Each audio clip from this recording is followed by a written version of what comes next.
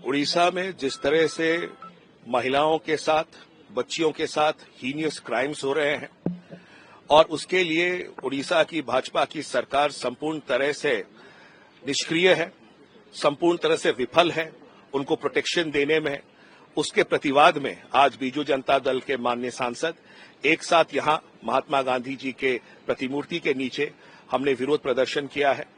हमारा डिमांड यह है कि उड़ीसा में भाजपा की सरकार चल रही है, वहां पर न्याय की कोई उम्मीद नहीं है। एफआईआर फाइल होते, इन्वेस्टिगेशन नहीं होता है। इन्वेस्टिगेशन चालू होता है तो वहां पर जो लोग कल्प्रिट्स है उनके ऊपर कोई कार्रवाई नहीं होती है।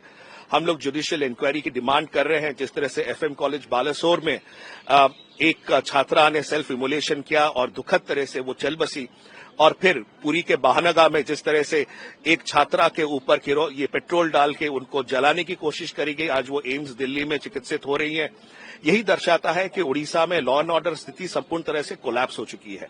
क्योंकि भाजपा कहती है कि वो डबल इंजन की सरकार है, तो हम आशा करते हैं कि आज हमारे इस प्रतिवाद से, माननीय बीजू जनता दल के सांसदों के प्रतिवाद से, एटलीस्ट केंद्र में जो सरकार है भाजपा की सरकार, वो जागे और अपने जो भाजपा की सरकार वहां उड़ीसा में चल रही है उसको बताए कि भैया इस तरह से लॉ एंड ऑर्डर जो कोलैप्स हो रहा है उड़ीसा में, ये दुखद है और कुछ कार्रवाई लो।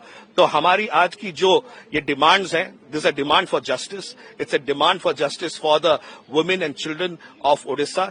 और हम आशा करते हैं कि हमारे इस प्रदर्शन से उड़ीसा की सरकार चेते, केंद्र सरकार चेते और उड़ीसा के महिलाओं और बच्चियों को न्याय मिले और सुरक्षा मिले। आज ये पार्लियामेंट प्रीमिसेस में हम लोग पीसफुल प्रोटेस्ट कर रहे हैं, क्योंकि उड़ीसा अभी जब देखेंगे तो महिला, आदिवासी, बच्चे, दलित, किसी के लिए भी अब सुरक्षित नहीं है। सबके ऊपर कहीं ना कहीं कितने तरह के क्राइम हो रहा है। अमेरिका गवर्नमेंट भी ट्रैवल एडवाइजरी जारी किया जब गोपालपुर का इंसिडेंट सामने आया कि उड़ीसा मत जाइए, उड़ीसा अनसेफ है।